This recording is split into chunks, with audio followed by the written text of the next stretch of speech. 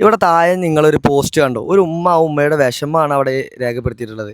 കാരണം ഇന്നത്തെ കാലത്ത് മക്കളൊക്കെ ഏത് രൂപത്തിലാണ് പോകണമെന്നുള്ളത്. ബിഗ് ബോസിലൊരു വലിയൊരു പ്രശ്നം നടന്നു ഈ അടുത്ത്. ആദില നൂറ എന്ന് പറഞ്ഞ ഒരു ലെസ്ബിയൻ കപ്പിൾസിനെ പറ്റിയിട്ടുള്ളത്. അവരെ നോർമലൈസ് ചെയ്തുകൊണ്ടാണ് അവിടുത്തെ ആങ്കർ വരെ സംസാരിച്ചത്. പക്ഷേ അത് ഒരിക്കലും അംഗീകരിക്കാൻ സാധിക്കാത്ത വിഷയമാണ്. കാരണം ലോകത്ത് നമ്മൾ എവിടെ എടുത്തു നോക്കിയാലും ആകെ 2 ജെൻഡറുള്ളൂ. മൂന്നാമത്തെ ഒരു ജെൻഡർ എന്നുള്ളത് അത് കെട്ടിച്ചമച്ചുകൊണ്ട് വന്നതാണ്.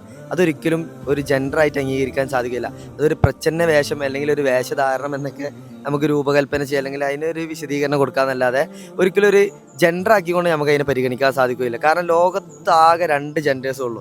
ഇങ്ങനെ ഇനിയിപ്പോൾ ഇത് വന്ന് പറഞ്ഞിട്ടുണ്ടെന്നുണ്ടെങ്കിൽ ഇതിന് അവർക്ക് എന്തെങ്കിലുമൊക്കെ ഒരു മറു ലക്ഷ്യമില്ലാതെ ഒരിക്കലും അവരാരും പറയില്ല. ഒന്നെങ്കിൽ പണത്തിന് വേണ്ടിയിട്ട്, അല്ലെങ്കിൽ സോഷ്യൽ ഫെയിമിന് വേണ്ടിയിട്ട്, അല്ലെങ്കിൽ മറ്റു വേറെ എന്തെങ്കിലും ആവശ്യങ്ങൾക്ക് വേണ്ടിയിട്ടാവണം. അല്ലാതെ ഇവരൊരിക്കലും യഥാർത്ഥത്തിലുള്ള ഒരു സ്വത്വബോധമല്ല ഇവിടെ അവതരിപ്പിക്കുന്നത്. അപ്പോൾ അത് എല്ലാവരും ഒന്ന് മനസ്സിലാക്കുക. നമ്മളെ മക്കളിലൊക്കെ ഇങ്ങനത്തെ ഈ ഒരു സ്വഭാവം അല്ലെങ്കിൽ ഈ ഒരു ചിന്താഗതി വന്നിക്കണോ ഇല്ലേ നമ്മൾ നല്ലൊന്ന് ശ്രദ്ധിക്കണം.